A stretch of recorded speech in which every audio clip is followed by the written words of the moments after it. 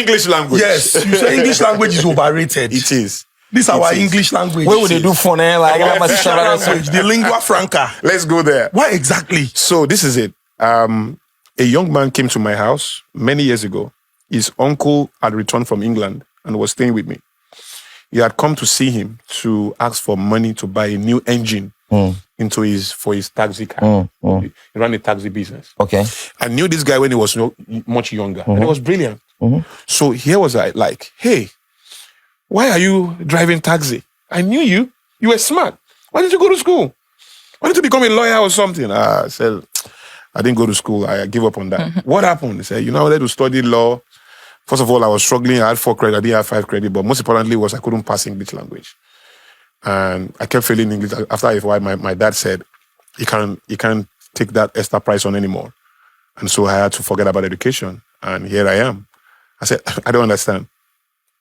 You couldn't pass English language. He said, yes. I said, okay, wait. Which subject did you pass?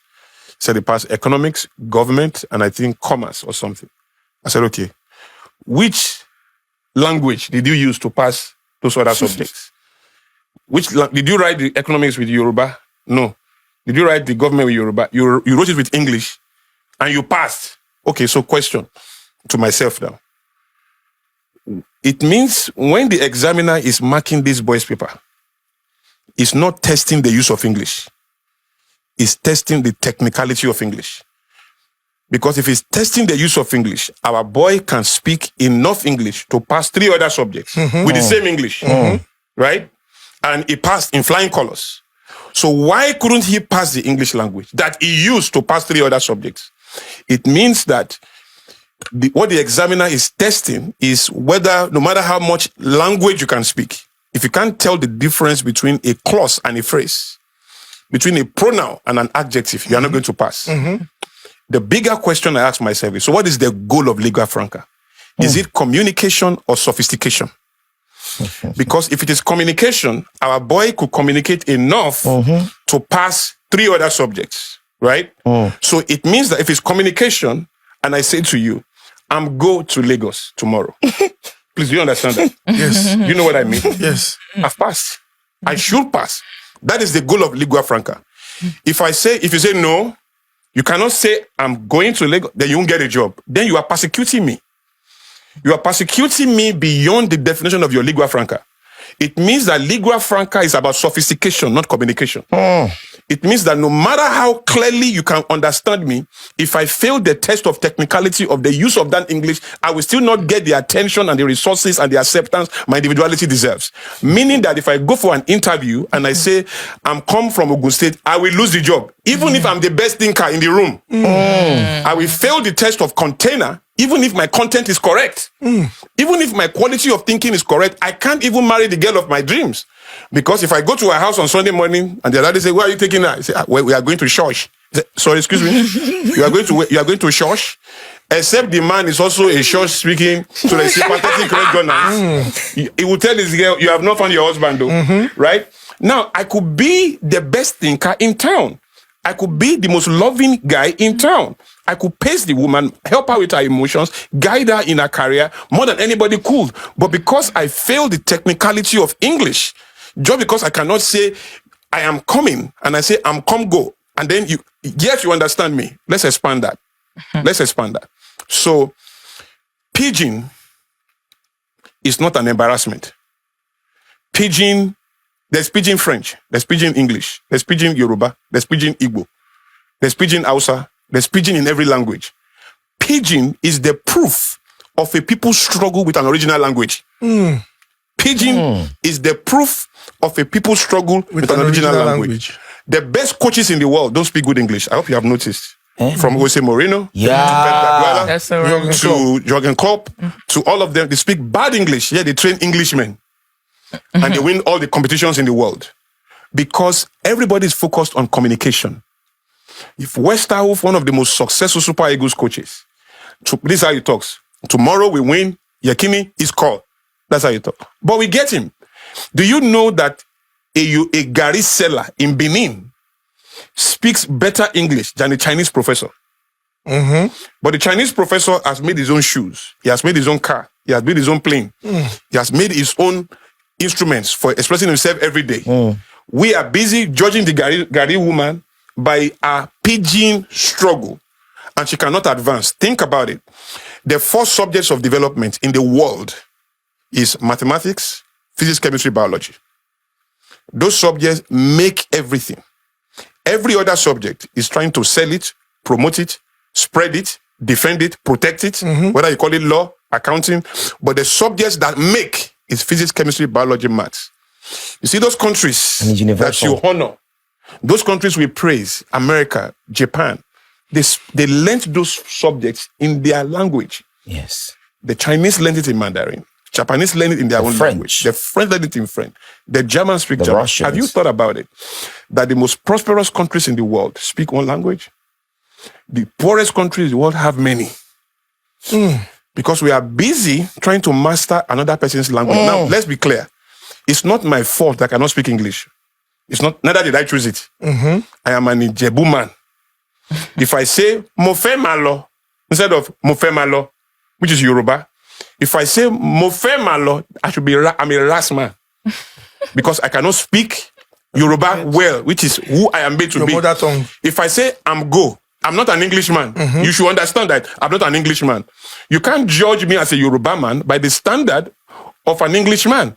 Now, you cannot, because I'm not an Englishman. I can't marry the girl of my dreams. I cannot company with the people that I want to be with in society just because I fail the standard of another man's language, not my own. I speak Yoruba very well. I speak, you speak Igbo very well. You speak Hausa very well, right? But you don't speak English very well. And that is fine. If you say we have a lingua franca, let's focus on communication, not sophistication, right? So English language for me is overrated because we are insisting that the perfection of it will be a standard of progress in our own society. And the Englishman has not held the Chinese to that standard. The English country has not held the French to that standard. I swear! We have not held anybody to that standard. We are the ones holding ourselves to that standard. The Englishman is not even holding us to that standard. Let me tell you something. If you say, I'm in charge of the program, I'm the one in charge. If you say it in Lagos to a beautiful girl, she's going to look down on you. Yes, but if you say it outside. But if you're in America, you will see a lawyer. Yes. Well-educated lawyer, went to Harvard. Her husband is Nigerian or Ghanaian. He will say, in charge.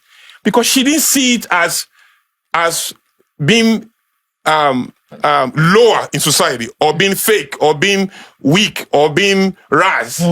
She sees it as normal challenge of English. Yes. Now, you see Nigerians in Chicago who will say Chicago because they are wrestling she. Meanwhile, Chicago is Chicago. You don't say Chicago. It's not Chicago. It's Chicago. It's Chicago. It's SHI. But our own mind, she is embarrassment. So we must not say Chicago. We must say Chicago. So you see them again, Chicago. Wrestling with the weight that English language has placed on them. Now, if all of us are in this room and we are communicating, the ideas that we fly, just because somebody speaks good English, a part of us says is better. A part of us says we should listen more to him. A part of us says he's superior, right?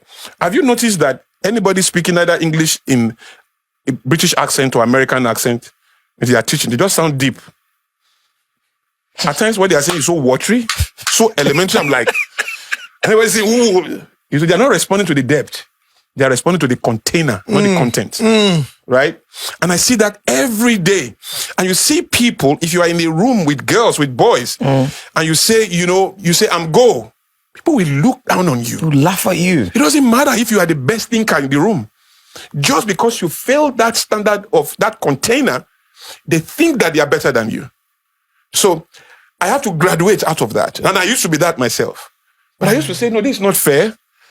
I can't hold myself to that standard. I can't allow anybody around me to be held to that standard. So our first response is not to mock people because they cannot speak good English. If we are going to mock people at all, mock them that they cannot speak their own native language. Right? So what about that? Now, what am I saying, PK? Are you now saying that we should cancel English language? No, I think it's too late. 60 years of adopting another man's language is enough to define our reality. It's fine. What I'm saying is, it should not be a determinant of progress in our country. So what does that mean? People can go and learn English in school. it should not be part of our grading.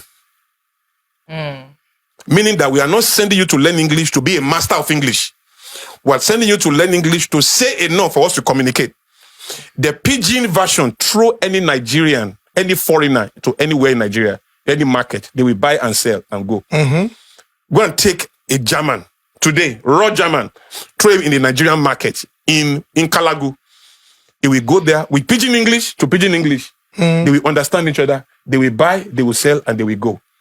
So we can focus on our struggle with another man's language if we honor communication. The same goals will be achieved, even better.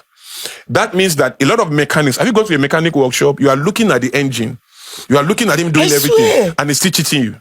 And you can't see what he's doing there. You will look at him, watch everything, he will still cheat you. The intelligence you didn't allow him to express because he couldn't pass an English and go on to be your best engineer is what he's still using to cheat you in that place, despite all your education. There are talents who are wasting out there. Do you know how many people could not advance their education because they could not pass the test of English language? Do you know how many people settled for less just because they didn't have the privilege of growing up in a home where they were reading comics from age 2, they were watching movies from age 3, and all of that? Just because they have the privilege of attending one grammar school somewhere in the village where the English teacher taught them your English with Yoruba, and somebody else attended, some private school in Lagos who had been exposed early, and that both of them is the same thing that happened way back when they said, if your hand cannot touch your ear, you are not ready to go. You are not going to go to school. Yes. Imagine that your dad is tall, your mom is short, and you came and you picked after your mom's gene, and you were short. And your younger brother came and picked up that, he will go to school before you. Who chose that kind of standard? A standard that is an weakness or reality of nature, not of intelligence. But somebody chose it. That's the same way they have chosen English language as a determinant of progress. So what do you think we should do? So that I don't think we are just criticizing. I'll tell them what they think we should do. I think that right now it's too late to cancel English language. I think English should not be part of our grading at any level. It should be a compulsory subject. It should be judged by classroom attendance. And that's it. Number 3, there should be English language centers in every local government that is teaching adults and children and anybody a form of English enough for them to communicate. 3, our key languages should be made compulsory and we should be graded by it. And that we should be masters of our own. Our professors of language, of linguistics in the universities should be tasked to give us physics textbooks in Yoruba, in Igbo, in Hausa, to give us a chance, because most of us don't think in our native languages anymore. I don't think in Yoruba, I think in English. One day I was invited to a TV station where they were speaking Yoruba, and I was confident I would speak. And they said, we'll talk about success, growth. I said, we come. I'm a Yoruba man. I went there. The first question, I wanted to start. I couldn't because I had to put English language. Yes. So, Tebari idea. So what's going on? I wanted to start again. So, Sherry, you can't believe it. They canceled the show. It was an embarrassment. No, I couldn't speak Yoruba. I couldn't go 4-5 words without slotting in English language. And it's a purely Yoruba show. It was an embarrassment. I left that place with a thought. I've lost my ability to think in Yoruba because you can't speak if you don't think in the language. Yes. The reason why you don't speak French is because you don't think in French. If you can think in French, you will speak French. So I don't even have that anymore. So it means my wife, my children cannot enjoy my best thoughts because my nature is compromised. There's a reason why I was born there, right? So on many levels, when you look at it, we should absorb English language as part of the instruments we have used to create community in our nation and blend diversity. It should not be a determinant of progress. The funny thing is, one of the best players in the world, Lionel Messi. So Lionel Messi, what do you think? What do you think? Another person go first interpret the question to him. Go say, okay, Palatuti. But give him the ball. Give him the ball. You know, say no be my English. Give him the ball. That's the genius be that. We make him the best in the world. You know, say we talk from the beginning, say now changing the rules. They don't put rules, say live by this. But it gets is where we say if you know it go there different. And I hope that this episode will be a catalyst to that change that would make you accelerate geometrically to Olympian heights. Dr. Lakule, thank you so much. Say it in Igbo. Say it in Igbo. Say it in Yoruba. Say it in Yoruba. So let me say it in Igbo. In Igbo, I will just say, Uka Agbasago. Say it in Yoruba. Church has ended. So say it in Yoruba. All this is where you talk now. Wait, from the beginning to the end, the Olympian Kinika. No fit. Say it in Yoruba.